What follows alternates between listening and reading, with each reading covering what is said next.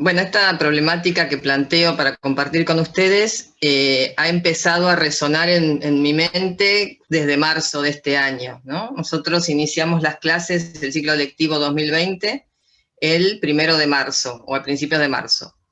Tuvimos 2 semanas de clases presenciales.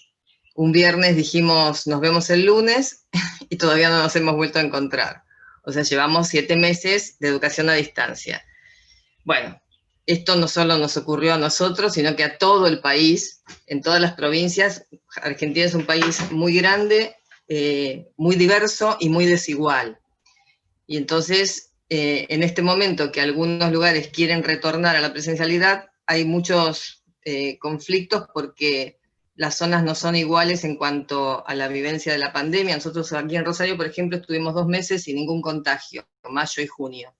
Y ahora estamos en el pico más elevado con 1.200 contagios por día de los que se cuentan, porque, bueno, yo acabo de salir del COVID y nunca me han llamado de la provincia de Santa Fe, y a mi marido lo llamaron, pero cuando le daban el resultado se les cortó la comunicación y nunca más supimos nada.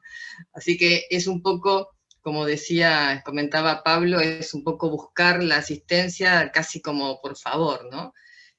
Nosotros tenemos las condiciones suficientes como para pasarlos de pie y bueno, no hemos sufrido una situación límite en este contexto, pero hay mucha gente que sí. Y lo mismo sucede en la educación, que es el escenario donde nosotros tenemos el acceso a todos los alumnos y las familias, y nos vamos comunicando con ellos para que esto sea posible, ¿no? ¿De qué manera? Bueno, con los recursos que cada uno, tanto familias como docentes, disponíamos en nuestros hogares, tanto sea recursos tecnológicos como conectividad. Y luego con todos los recursos didácticos que se pudieran ajustar a esta modalidad. Desde entonces pienso cuál sería la mejor manera de llevar esto adelante, que en un momento pensé que serían por 2 meses como mucho, exagerando. Nunca imaginamos que iba a durar tanto tiempo. Creo que, bueno, esto es un poco parte de la incertidumbre que plantea el eje de esta jornada, ¿no? Pero hubo dos términos que dije, este es el soporte, o este tiene que ser el sustento, tanto para alumnos como para los docentes y las familias. O sea, las dos patas es esto, ¿no? La autonomía y la responsabilidad. Pongo solo dos apuntes, unas definiciones simples de diccionario de cada uno de estos términos para ubicarnos. La autonomía, bueno, como la facultad de una persona de obrar según su criterio con independencia de los demás. Y sobre todo marco esto, ¿no? Del deseo de los demás.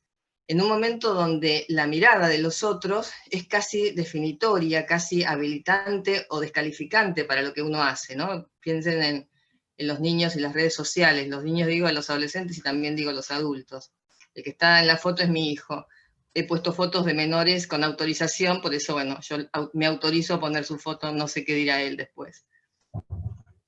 Y con respecto a la responsabilidad, también tomo aquí una definición simple, las primeras de diccionario, la segunda un poquito más elaborada, conforme a lo que nosotros pensamos desde la mirada de Víctor Frank, ¿no? Pero es hacer las cosas bien, es cumplir con lo que tengo que hacer, pero también es asumir las consecuencias respondiendo, y aquí resalto la palabra respondiendo por el gerundio, ¿no? Esto que nos dice tanto Jerónimo, porque no es de un día para el otro y de una vez y para siempre, es cada día y hoy de nuevo. Personalmente he tenido muchísimos altibajos en este tiempo, mucho entusiasmo, también mucho desánimo, mucha frustración, al principio una demanda exagerada por parte de los padres hasta que nos pusiéramos a tono. En este momento, y en esto me siento muy satisfecha, lo que predomina es la gratitud, ¿no? Entonces, no es fácil llegar a esto, y les agradezco yo también a todos mis docentes y a las familias que han acompañado, ¿no? ¿Ante quién respondemos cuando asumimos la responsabilidad? Bueno, ante nosotros mismos, y esto es la clave para que los chicos, que mi tarea es como directivo de secundario, o sea, sería alumnos de 13 años a 17. A los 13, 14 años están recién armando un poquito sus hábitos de estudio, su ritmo, y comienzan la autonomía. No sé si es una característica global, pero yo la veo aquí localmente, niños muy dependientes de sus padres, por más que parezca lo contrario, pero tienen todo servido. Uno los ve llegar a la escuela, yo voy caminando, me queda 6 cuadras, y a veces las mochilas se las llevan los padres, las cargan y no ellos. O bueno, una sobreprotección en muchos casos, ¿no? Entonces, ¿ante quién me hago responsable? Ante mí mismo. Soy yo el que tengo que ganar, o soy yo el que pierdo oportunidades. También ante los otros tengo que responder, ante la comunidad, en este caso sería la escuela. Bueno, y si miramos la trascendencia, ante Dios, ¿no? Entonces, bueno, esas son las dos temas que dije, ¿cómo hago? ¿Cómo hacemos para que los chicos logren autonomía? Bueno, a mediados de año nosotros tenemos un receso de vacaciones de invierno en el mes de julio. Entonces, en junio hicimos un ciclo de conferencias, de algún modo para cortar el ritmo aburrido de las videoconferencias, que no fue nada fácil establecerlo, establecer un ritmo equilibrado entre cada docente, entre cuántas tareas mandar, cuántas pedir, una semanal, 2 semanales, cada 15 días. Bueno, eso fue un ritmo que costó mucho establecer. Entonces dijimos, cortemos un poco, hubo invitados de distintos lugares que la verdad que con mucho entusiasmo participaron, y yo también me ocupé de hablarles a los chicos de estos dos conceptos. Está pasando lo que aquí en Argentina se llama el botellero, que grita, no sé si lo escuchan.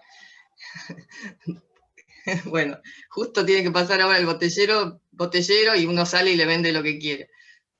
Bien. Yo digo, ¿cómo hago para que los chicos internalicen esto? O sea, que descubran que la clave está en ellos mismos, ¿no? En levantarse, en ponerse frente a la computadora, en organizar su ritmo de trabajo. Y el otro punto del título es la educación a distancia, ¿no? Que puso obligadamente a todos los docentes y a todos los alumnos en esto de utilizar las técnicas de la información, las tecnologías de la información y la comunicación al servicio de la educación. Entonces, veníamos trabajando con blog, con redes sociales, ahora el Classroom, Zoom, Google Meet, un montón de aplicaciones que nos permiten, bueno, lo que estamos haciendo hoy mismo, ¿no? Vernos en tiempo directo, pero el tema es que abríamos las puertas de nuestras casas a todas las familias. Ahí yo estoy trabajando y sale mi hijo de la cocina, ¿no? Entonces, bueno, estamos ahí, las manos son las de él, porque otra de los valores creativos para aportarle a Maribel, que hablaba de esto, es la fotografía dentro del ámbito cotidiano y del hogar, ¿no? Tuvimos 2 meses prácticamente sin salir, luego se fueron abriendo los lugares, pero seguimos básicamente encerrados. ¿Qué requiere este tiempo de educación a distancia, ¿no? Lo primero que nos pidió el Ministerio de Educación a las escuelas fue que pudiéramos mantener el vínculo pedagógico con los alumnos, que saliéramos a buscar uno por uno si había alguien que no teníamos noticias, que no respondía a los mails, que no se conectaba. Bueno, nosotros en ese sentido, en nuestra escuela pudimos alcanzar a todos, al menos llamando por teléfono a las mamás de aquellos que no respondían, ¿no? Entonces, hay una ecuación o un versus que yo pongo aquí que se escucha permanentemente, esto de la distanciamiento social. En realidad, esto, como dijeron anteriormente también, nos ha abierto posibilidades de encontrarnos con personas que están más lejos. Sin ir más lejos, aquí hay mucha gente de Rosario, está Leticia escuchando, está Carolina Guerrero, que es alumna también de aquí.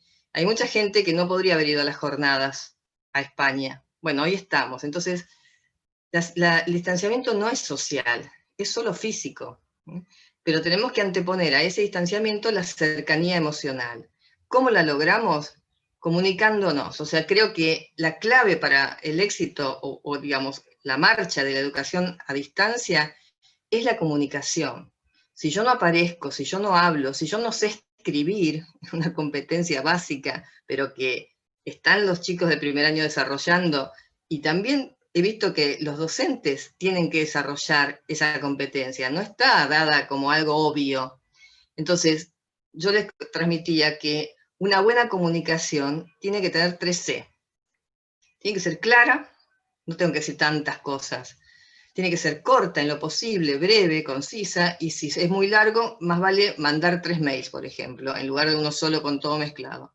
Y a su vez cálida, o sea, que haya un saludo inicial, que haya una despedida, que haya algo de sello personal. Yo a mis docentes les escribía y les ponía abrazo virtual, o después cuando empezó la moda del saludo con el codo, bueno, saludito de codo, o algún dibujito, o sea, siempre algo que mostrara mi humanidad y también que mostrara la comprensión del sacrificio y del esfuerzo que hacían ellos. Digo, a los docentes y a los alumnos también, ¿no?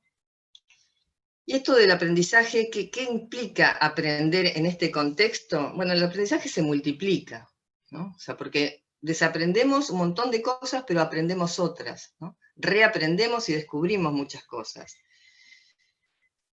Lo que nos propusieron también es un tipo de evaluación diferente, y esto nos generó mucho conflicto porque no es fácil todo este tiempo donde uno tiene que adaptarse rápidamente a los cambios, pero además tenemos que seguir aprendiendo, dando cosas, y propusieron una evaluación formativa sacando la calificación numérica. Nosotros tenemos un sistema que se califica de 1 a 10, aprobando la materia con 6. Bueno, de pronto no hubo más notas, no podemos poner notas. No hay aprobado o no desaprobado. ¿Por qué? Como les decía al principio, hay tanta desigualdad que hay familias que tienen un solo móvil para que 5 hijos trabajen. Y entonces son las 10 de la noche y la mamá sigue mandando tareas a las maestras, hablo de educación primaria, porque tienen que ir enviando y borrando porque no tienen tampoco capacidad en ese móvil. Y eso con suerte que tenga móvil, ¿no? Entonces, este tipo de desigualdad hace que no podamos exigir a todos igual, porque lo que sucede es que la brecha y la diferencia se hace cada vez más grande. O sea, los que más tienen, más pueden conectarse y más pueden mantener el vínculo pedagógico y seguir aprendiendo, y los que menos tienen quedan totalmente abandonados. Entonces, bueno, la propuesta, yo comprendo que en este contexto es significativa, pero evaluar formativamente implica que voy haciendo ajustes, que observo y describo lo que voy recibiendo, pero no lo califico. O sea, no pongo apruebo o no apruebo. En este momento estamos justo a 2 meses de terminar el ciclo 2020, pero vamos a hacer una integración 2020-2021 porque continuaremos a distancia, ¿no? Bien, no sé, no me quiero detener demasiado. ¿Cuál es entonces el Cecilia, valor te de la... quedan 5 minutos, Cecilia. No te lo puedo creer. Sí.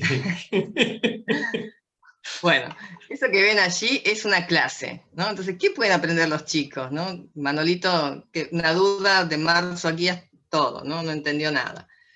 Bueno, quería contarles brevemente un aporte de Leticia Lombardi, que hace un análisis. ¿Se acuerdan? El año pasado en la jornada yo hablé del complejo de Telémaco. Hoy decía Pablo también que los complejos y la mitología griega ha dado mucha letra a la psiquiatría. Bueno, Edipo Rey, Narciso y Telémaco. La escuela de Telémaco sería aquella en la que los jóvenes necesitan el acompañamiento, necesitan el amparo del adulto, la presencia permanente. ¿Por qué? Porque está esperando la figura paterna que no ha vuelto de la guerra, ¿no? Entonces está esperando esa ley, a diferencia de Edipo, que tenía las cosas claras y las leyes bien establecidas, y a diferencia de Narciso, que se encierra en sí mismo y anula la posibilidad de vínculo. Entonces, viendo los aportes que hace la logoterapia a la educación, Daniel Brusone plantea esto, ¿no? Un cambio en la idea de educación, no en la enseñanza de contenidos. Lo que nos han pedido es que realcemos y seleccionemos cuáles son los contenidos significativos para el estudiante y que les dejen algún valor, ¿no? Alguna enseñanza significativa. También lo dijo Víctor Frank, obviamente Brusone se inspira en él, ¿no? Que él no puede seguir el camino tradicional, sino que debe afinar la capacidad de toma de decisiones independientes y auténticas, ¿no? Esto de la autonomía.